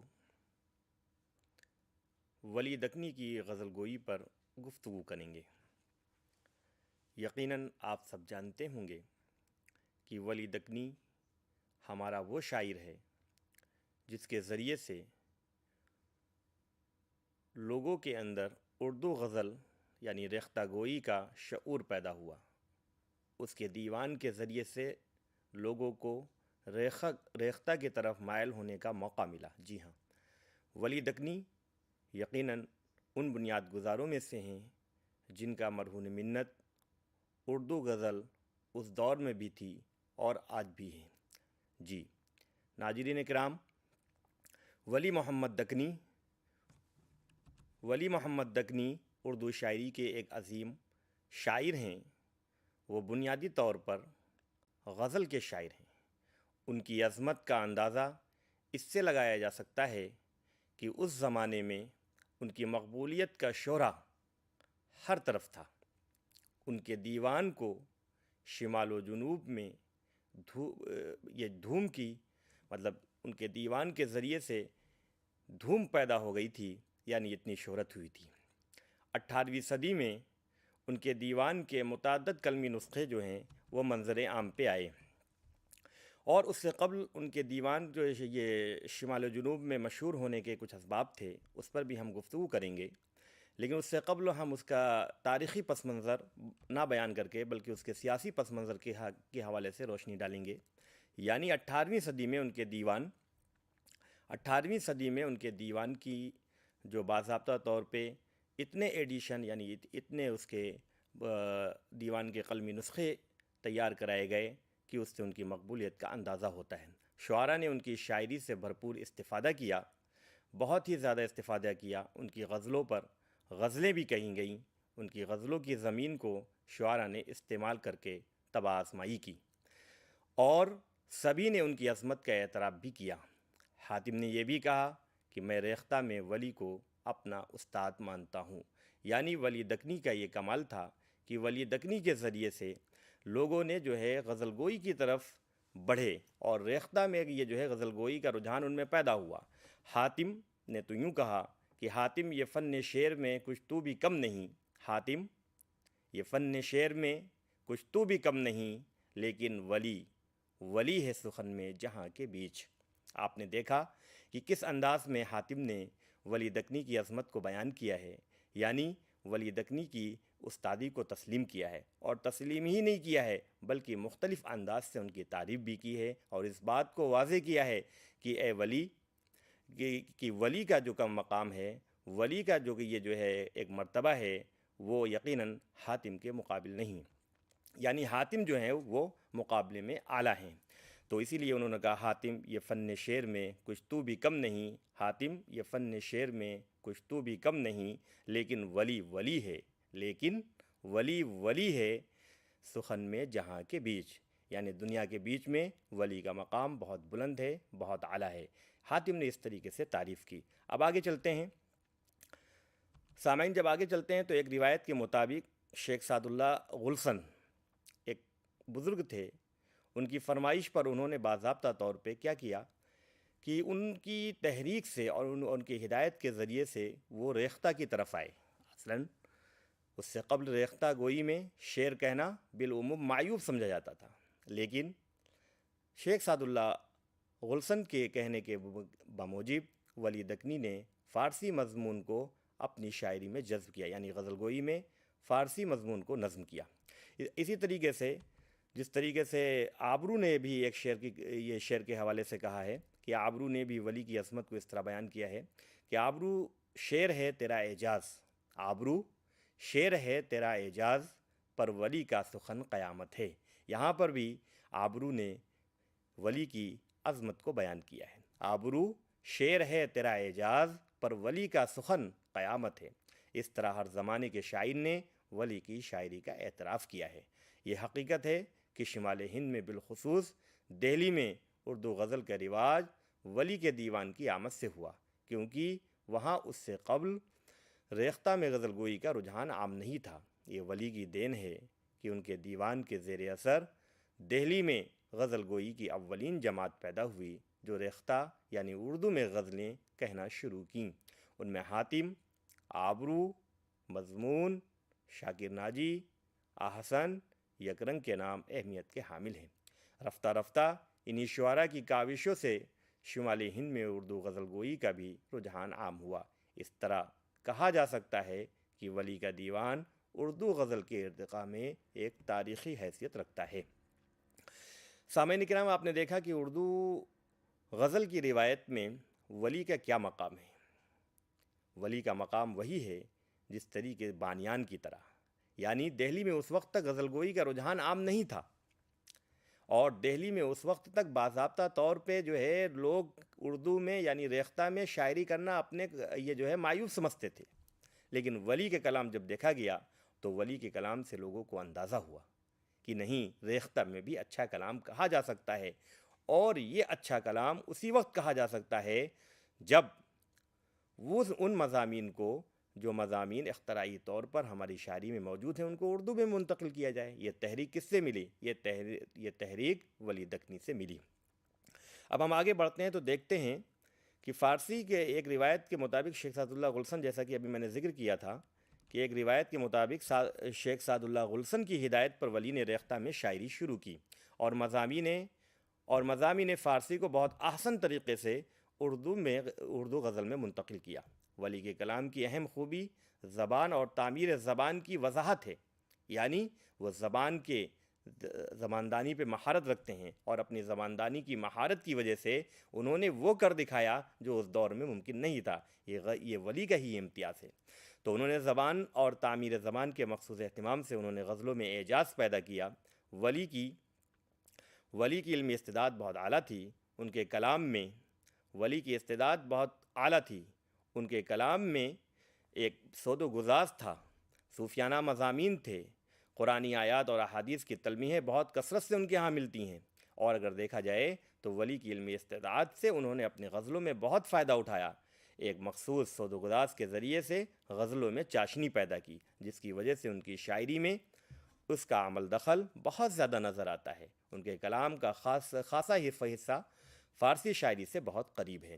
چونکہ آپ کو معلوم ہے کہ اس وقت تک اردو میں غزل کی کوئی روایت موجود نہیں تھی، اور جب اردو میں کوئی غزل کی روایت موجود نہیں تھی تو یہ لازم تھا کہ وہ فارسی کی تقلید کرتے، فارسی کی اقتداء کرتے. تو ولی کا کلام بھی فارسی سے بہت قریب ہونے کا مطلب یہ ہے کہ وہی ترکیبات، وہی کا نام تلمیحات اور انہی چیزوں کو انہوں نے کا نام استعمال کیا جو فارسی میں چلا آ رہا تھا. اب کیا کہ اس کے لباس کو بدل دیا، اس کے حیت کو بدل دیا، لیکن مضامین وہی رکھے ابتدان، اور اس میں اپنے ذہنی اختراع کے ذریعے سے بھی چاشنی اور لطف اندوزی کا سامان مہیا کیا. یہ ولی دکنی کا امتیاز ہے. اب دیکھیے ایک شعر، دیکھیے ولی دکنی کا شعر بہت مشہور شعر ہے، چشمہ آب بقا. یہ جو ہے چشمہ آب بقا جگ میں کیا ہے حاصل، چشمہ آب بقا جگ میں کیا ہے حاصل، یوسف حسن تیرے چاہے زنخدان میں آ. یعنی معشوق کی تعریف بیان کی جا رہی ہے، معشوق کی تعریف، اور اس خوبصورت انداز میں بیان کیا ہے کہ چشمہ آب بقا جگ میں کیا ہے حاصل. جگ بامانی دنیا، چشمہ آب بقا جگ میں کیا ہے حاصل، یوسف حسن تیرے چاہے زنخدان میں آ. یا اسی طریقے سے حسن کے خضر نے کیا لبریز، حسن کے خضر نے کیا لبریز، آب ہیوا سجام تجھ لب کا. سامعین کرام، آپ نے دیکھا کہ کس طریقے سے ولی دکنی نے باضابطہ طور پہ فارسی تراکیب کو، فارسی لفظیات کو اردو غزل میں منتقل کیا. ان کی غزلوں کا خاص موضوع عشق اور متعلقات عشق ہے. یہ حقیقت ہے کہ ان کی غزلوں کا خاص موضوع عشق اور متعلقات عشق ہے. انہوں نے اپنے غزلوں میں معاملات حسن و عشق کو بڑی خوبی سے برتنے کی کوشش کی ہے. انہوں نے عشق کی رہنمائی سے ایسا جذبہ صادق حاصل کیا کہ وہ راہ عشق کے نشیب و فراز سے واقف ہو کر اس کے نقیب بن گئے، جس سے ان کی غزلیں بعد کے شعراء کے لیے یہ جو ہے مشعل راہ ثابت ہوئیں. ان کی غزلیں جمالیاتی انبساط سے لبریز ہیں. یہاں پر اس کی چند مثالیں آپ سنیے. جسے عشق کا تیر کاری لگے، جسے عشق کا تیر کاری لگے، اسے زندگی کیوں نہ بھاری لگے، نہ ہوئے اسے جگ میں ہرگز قرار، جسے عشق کی بے قراری لگے.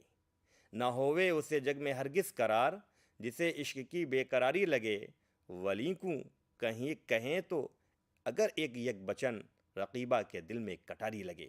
سامعین، آپ نے دیکھا کہ جسے عشق کا تیر کاری لگے، کیا مطلب؟ یعنی جس کو عشق ہو جاتا ہے، جب عشق ہو جاتا ہے تو پھر یقیناً اس کے دل میں زخم پیدا ہو جاتے ہیں. جسے عشق کا تیر کاری لگے، یعنی عشق کو تیر کے مشابہ قرار دیا ہے. جسے عشق کا تیر کاری لگے، اسے زندگی کیوں نہ بھاری لگے، نہ چھوڑے دمے مرگ لگ، جسے یار جانی سو یاری لگے. ہاں، نہ ہوئے اسے جگ میں ہرگز قرار، جسے عشق کی بے قراری لگے، ولی کو کہے تو اگر یک بچن، رقیبہ کے دل میں کٹاری لگے. تو یہ آپ نے دیکھا کہ میر کا انداز کیا ہے. اب ہم آگے بڑھتے ہیں. تو میر نے معشوق کی خوبصورتی کو بیان کیا ہے. خوبرو خوب کام کرتے ہیں. خوبرو یعنی اچھا چہرے والا، خوبصورت چہرے والا شخص جو ہے کیا کرتا ہے؟ خوب کام کرتا ہے، یعنی بہت ہی کا نام اہم کام کر جاتا ہے. کیسا ہے اہم کام؟ یک نگاہ میں غلام کرتے ہیں. خوبرو خوب کام کرتے ہیں، یک نگاہ میں غلام کرتے ہیں. یعنی اچھے چہرے والے، خوبصورت چہرے والا معشوق کیا کرتا ہے کہ وہ لوگوں کے دلوں کو اپنی طرف منتقل کر لیتا ہے، اور کیا کرتا ہے کہ عاشق کو اپنے عشق میں گرفتار کر کے غلام بنا دیتا ہے. تو ولی دکنی نے کس لفظیات کے ساتھ میں معشوق کی تعریف کو بیان کیا ہے؟ خوبرو خوب کام کرتے ہیں، یک نگاہ میں غلام کرتے ہیں، یک نگاہ میں غلام کرتے ہیں. اب دیکھیے تعریف کیا کی، اس کی زلفوں کی تعریف میر یہ جو ہے کر رہا ہے، اور زلفوں کی تعریف کو بڑے اچھے انداز میں، اچھوتے انداز میں بیان کیا ہے. کھولتے ہیں جب اپنی زلفاں کو، یعنی معشوق جب اپنی زلف کو کھولتا ہے، اپنے بالوں کو لہراتا ہے، صبح عاشق کو شام کرتے ہیں. تو یہ میر کا انداز ہے کہ میر نے عشق اور معاملات عشق کے موضوعات کو اپنی شاعری میں جذب کیا، اور معاملات عشق کے ذریعے سے اس نے باضابطہ طور پہ وہ عوامل انجام دیے جو فارسی روایت میں ملحوظ تھے. فارسی روایت کے ملحوظ ہونے کا مطلب یہ ہے کہ عشق و عاشقی ولی دکنی کا ہی خاص عمل نہیں تھا، بلکہ غزل گوئی کا بنیادی خاصہ جو ہے وہ عشق و عاشقی ہے. یعنی اس میں عاشق بھی ہوتا ہے، معشوق بھی ہوتا ہے، معشوق کے ساتھ رقیب بھی ہوتا ہے، اور اس میں مختلف چیزیں بیان کی ہوتی ہیں۔ تو ولی نے کیا کہا؟ معشوق کے بالوں کی، زلفوں کی جو تعریف کی ہے، کیا کہا؟ یک خوب رو خوب کام کرتے ہیں، یک نگاہ میں غلام کرتے ہیں، کھولتے ہیں جب اپنی زلفاں کو، صبح عاشق کو شام کرتے ہیں۔ آگے اسی طریقے سے معشوق کی خوبصورتی کو بیان اور اس کے یہ جو ہے نازوادہ کو بیان دیکھیے۔ کچھ عجب کچھ لطف تو رکھتا ہے شب خلوت میں گل روسوں، عجب کچھ لطف رکھتا ہے شب خلوت میں گل روسوں، خطاب آہستہ آہستہ، جواب آہستہ آہستہ۔ عجب کچھ لطف رکھتا ہے شب خلوت، خلوت کے معنی تنہائی میں، یعنی وہ لطف بہت اہم ہوتا ہے۔ کب؟ جب خلوت میں میرا معشوق کیا کرتا ہے؟ گفتگو کرتا ہے، اور پھر وہ مجھ سے آہستہ آہستہ اپنے جوابات کو حاصل کرتا ہے۔ عجب کچھ لطف رکھتا ہے شب خلوت میں گل روسوں، خطاب آہستہ آہستہ، جواب آہستہ آہستہ۔ ولی نے غزلوں میں زندگی کے رنگا رنگ تجربات، داخلی جذبات و احساسات اور واردات قلبی کو داخل کر کے غزل کے دامن کو وسیع کیا ہے۔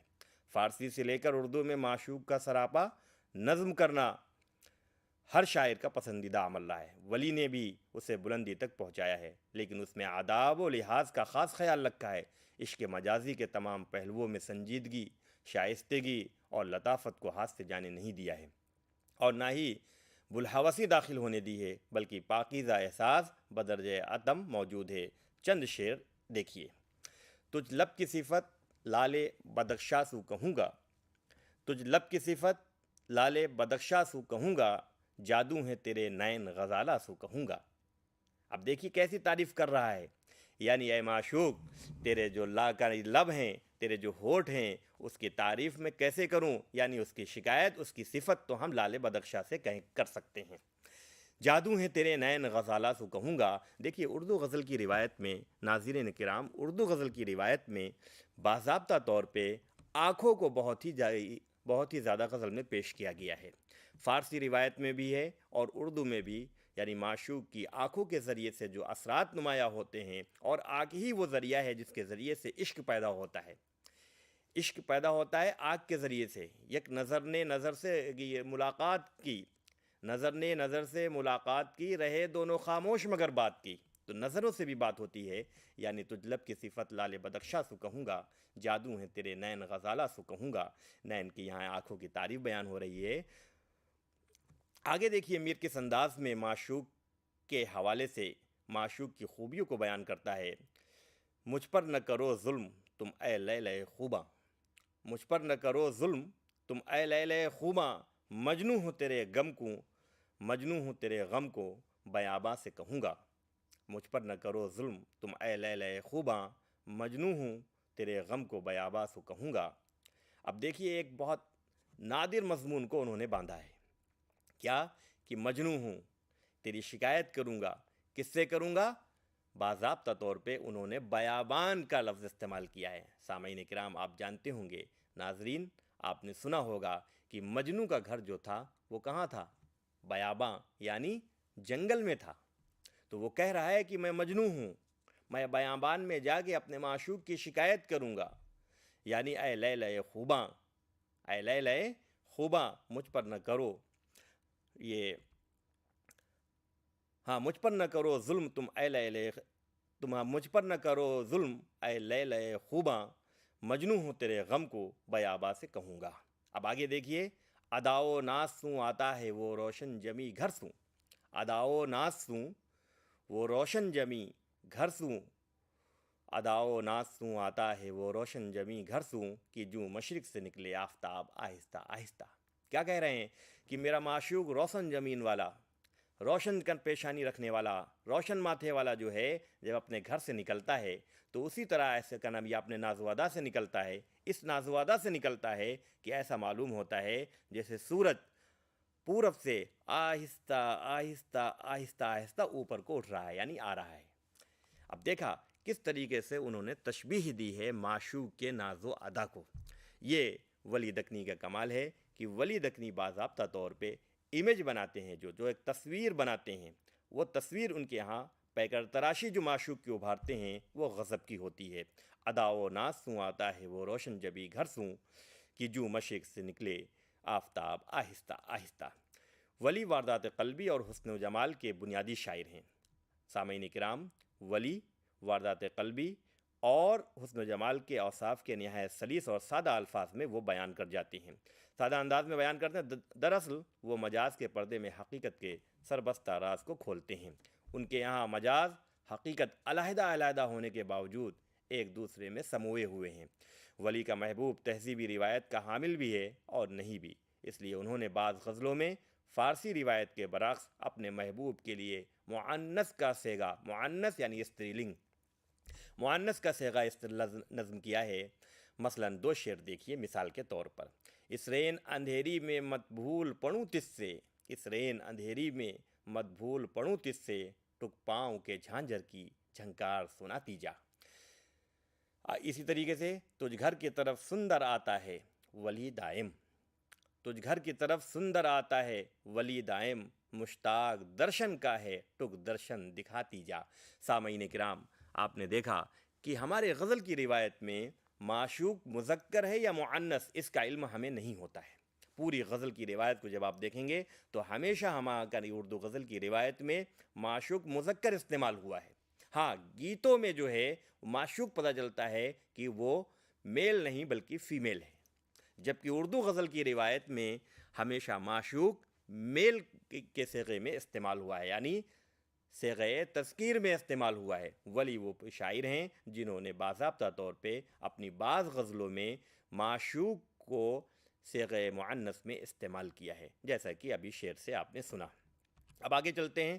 ولی کی غزلوں کی ایک شناخت یہ بھی ہے، ولی کی غزلوں کی ایک شناخت یعنی پہچان یہ بھی ہے کہ فارسی روایت کے ساتھ ساتھ ہندی روایت سے استفادہ کیا ہے. کہیں کہیں پر انہوں نے ان دونوں روایتوں کو اس طرح شیر و شکر کر دیا ہے، شیر و شکر کر دیا ہے یعنی ملا دیا ہے کہ ایک نیا انداز ابھر کر سامنے آ گیا ہے. وہ فارسی اور ہندی محاوروں اور ضرب الامثال کو برجستگی اور صفائی سے برت کر شعریت اور لطف اندوزی کو دوبالا کر دیتے ہیں. مثال دیکھیے. گرچہ لچھمن تیرا ہے رام ولے، گرچہ لچھمن تیرا ہے رام ولے، اے سجن تو کسی کا رام نہیں، اے سجن تو کسی کا رام نہیں. کوچے یار عین کاسی ہے، کوچے یار عین کاسی ہے، جوگیے دل وہاں کا باسی ہے. پی کے بیراگ کی اداسی سوں، دل پہ میرے صدا اداسی ہے. اے صنم تجھ جبیں اوپر یہ خال، خال پامنی تل، اے صنم تجھ جبیں اوپر یہ خال، ہندوے ہر دوار باسی ہے. اب دیکھا کس طریقے کی تلمیحات کو ولی دکنی نے استعمال کیا، ہندی الفاظ کو اور سنسکرت بالخصوص سنسکرت کے الفاظ کو اردو غزل کی روایت میں شامل کیا. اور پی کے بیراگ، یہ لفظ بیراگ کیا ہے، یا اسی طریقے سے یہ اداسی کیا ہے، یہ سجن کیا ہے، یہ ہردوار کیا ہے، یہ باسی کیا ہے، یہ وہ ہیں جو علاقائی ہیں اور ان کا تعلق سنسکرت کے قبیل سے ملتا ہے. تو دیکھا آپ نے، کوچے یار عین کاسی ہے، جوگی یہ دل وہاں کا باسی ہے، جوگی جوگی دل وہاں کا باسی ہے، پی کے بیراگ کی اداسی سوں، دل پہ میرے صدا اداسی ہے.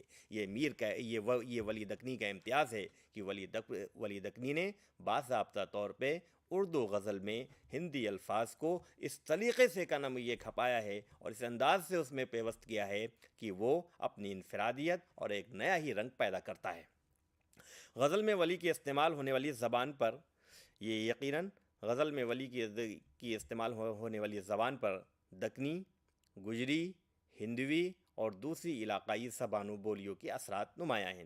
بعض ناقدین نے ولی کی زبان کو 3 حصوں میں تقسیم کیا ہے جس میں بتدریج ارتقاء نظر آتا ہے. اول خالص دکنی، گجری اور ہندوی الفاظ کا غلبہ ہے، لیکن یہ دلچسپ بات یہ ہے کہ اس دور کے دیگر قدیم شعراء کے مقابل ولی کا کلام صاف و شفاف ہے. دوسرے حصے میں نئی زبان کے ارتقاء کا سراغ ملتا ہے، جبکہ تیسرے حصے میں میر و سودا کی زبان معلوم ہوتی ہے، جسے ڈاکٹر جمیل جالبی نے دکنی غزل سے ریختہ اور ریختہ سے اردو معلّہ کی طرف سفر کرنے سے تعبیر کیا ہے. اسی طرح ولی نے 2 نسلوں کا کام از خود انجام دے دیا ہے. فنی نقطۂ نظر سے ولی کا کلام تشبیہات و استعارات اور ثناء و بدایع سے خاصا مزین ہے. ان کی شاعری میں عمدہ پیکر تراشی کے نمونے ملتے ہیں۔ سراپا نگاری ان کی غزلوں کا طرۂ امتیاز ہیں۔ انہوں نے بڑی بحروں میں بھی کلام کہا ہے، لیکن ان کی زیادہ تر غزلیں چھوٹی بحروں میں ملتی ہیں۔ وہ مضمون کی ادا، الفاظ کی ترتیب و تنظیم اور فصاحت و بلاغت میں کمال کا درجہ رکھتے ہیں۔ ہر طرح کے مضامین کو نظم کرنے کا سلیقہ اور اس میں چاشنی پیدا کرنے کا ملکہ انہیں حاصل ہے۔ مناسب علامات، تلمیحات اور محاورات کے ذریعے کلام میں گہرائی اور گہرائی پیدا کرنے کا وہ ہنر جانتے ہیں۔ یہاں پر اس کی چند مثالیں دیکھیے۔ مسند گل منزل شبنم ہوئی، دیکھ رتبہ دیدہ بیدار کا، دیکھ اے اہل نظر سبز ختم لابلال، رنگ یاقوت چھپا ہے خط ریحان میں آ، یہ سیاہ زلف تجھ زنخداں پر، ناگنی جیوں کنویں پر پیاسی ہے۔ آپ نے دیکھا کہ ناگنی سے تشبیہ دی ہے، یعنی ناگنی یعنی معشوق کی وہ زلفیں جو بازا کاکل ہیں، وہ آ کر جو ہے یہ ڈھوڑی کے اوپر یہاں پہ آ کے ٹچ ہوتی ہے، تو اس کو یہاں پہ جو ٹھوڑی ہے، اس ٹھوڑی کو انہوں نے کنواں سے تشبیہ دی ہے کہ کنواں ہے، اور وہ زلفیں جو یہاں آ کے لٹک رہی ہیں وہ اصلاً پانی پینا چاہ رہی ہیں، یعنی وہ کنویں کو بتایا کیوں ایک یہاں پہ کیا ہوتا ہے، ہلکا سا گڈھا ہوتا ہے، وہ جو کنویں کے مانند ہوتا ہے۔ تو کیسی تشبیہ اور کیسا نازک مضمون کو انہوں نے اٹھایا، اور اٹھانے کے بعد اس بات کو واضح کیا کہ اصلاً جو معشوق کے چہرے کے اوپر زلفیں لٹک رہی ہیں یہ اصلاً پانی کی وجہ سے لٹک رہے ہیں، یعنی وہ پیاس بجھانا چاہ رہی ہیں۔ یہ ولی دکنی کا تخیل تھا کہ کس تخیل سے نئے مضامین کو انہوں نے پیدا کیا۔ ناظرین کرام، ہمیں یہ بات ضرور جاننے کی ضرورت ہے کہ میر نے فارسی شاعری سے استفادہ ضرور کیا، لیکن فارسی اس کا نام یہ جو ہے روایت سے استفادہ کرنے کے ساتھ ساتھ انہوں نے اپنے قوت تخیل سے اس میں اختراعی پہلوؤں کو پیدا کیا، اور باضابطہ طور پہ زلف کو ولی دکنی نے خوب باندھا ہے، اور باندھنے کے ساتھ ہی ساتھ انہوں نے اس کو مختلف اس کے نئے مضامین پیدا کیے ہیں، جیسا کہ آپ نے یہ شعر سنا، یہ سیاہ زلف تجھ زنخداں پر، ناگنی جوں کنویں پر پیاسی ہے، یعنی دیکھ اے اہل نظر سبز ختم لب لال، رنگ یاقوت چھپا ہے خط ریحان میں آ۔ تو ناظرین آپ نے دیکھا، اسی طریقے سے ایک شعر اور دیکھیے، گلو بلبل کا گلشن میں خلل ہوئے تو برجا ہے، گلو بلبل کا گلشن میں خلل ہوئے تو برجا ہے، چمن میں جب چلے وہ گل بدن آہستہ آہستہ، یعنی یہاں بھی معشوق کے کا نام یہ جو ہے چلنے کے انداز کو بیان کیا گیا ہے، یعنی گلو بلبل کا گلشن میں خلل ہوئے تو برجا ہے، چمن میں جب چلے وہ گل بدن آہستہ آہستہ۔ الغرض یہ کہ ولی ہندوستانی تہذیب کا اور اپنے عہد کا ہی نہیں بلکہ آج کے عہد کا بھی استاد شاعر ہے۔ باعتبار موضوع، مضامین اور فن کے ان تمام تر امکانات کو اس عہد کی غزل میں شامل کیا ہے جب ریختہ ابھی اپنے ابتدائی مراحل اور ارتعاشی مراحل میں تھا۔ اس وقت ریختہ میں کلام کہنا معیوب سمجھا جاتا تھا، لہٰذا ولی دکنی کی غزلوں کی خصوصیات اور امتیازات کی روشنی میں ہم کہہ سکتے ہیں کہ ولی دکنی ایک ایسا شاعر ہے جو اپنے وقت کا بھی عظیم تھا اور آج بھی اس کا کلام عظمت کا حامل ہے۔ ولی دکنی کی غزل گوئی کے ذریعے سے یہ جو ہے اردو غزل کی روایت کو بہت تقویت ملی۔ اگر اردو غزل کی روایت اور ولی دکنی کا کلی یہ جو دیوان شمالی ہند میں نہیں آیا ہوتا تو مجھے یہ لگتا ہے کہ اردو غزل کی روایت شمالی ہند میں اور دیر سے پہنچتی۔ لہٰذا اس بات کو ہم کہہ سکتے ہیں کہ ولی دکنی اپنے عہد کے ایک وہ بڑے شاعر تھے جنہوں نے یہ جو ہے اور لوگوں کو غزل کہنے کا سلیقہ سکھلایا۔ ناظرین کرام، آپ نے سنا کہ ولی دکنی نے جن لفظیات کے ذریعے سے، جن معاملات کے ذریعے سے اور جن چیزوں کو انہوں نے یعنی عشق اور متعلقات عشق کو جس سلیقے سے باندھا ہے، ایسا لگتا ہی نہیں ہے کہ وہ 18ویں صدی کا شاعر ہے۔ ایسا معلوم ہوتا ہے کہ وہ آج کے زمانے کا شاعر ہے۔ آپ نے دیکھا نا، تجھ لب کی صفت لال بدخشاں سو کہوں گا، جادو ہے تیرے نین غزالہ سو کہوں گا۔ لگتا ہے کہ آج کے زمانے کا شعر ہے، جبکہ یہ شعر 18ویں صدی کا ہے۔ اب بتائیے یہ میر کی عظمت کا راز ہے۔ ناظرین کرام، ولی دکنی اردو غزل کا وہ معتبر نام ہے جس کی غزل گوئی کے بغیر اردو غزل کی روایت ناقص رہے گی. بہت بہت شکریہ ناظرین کرام.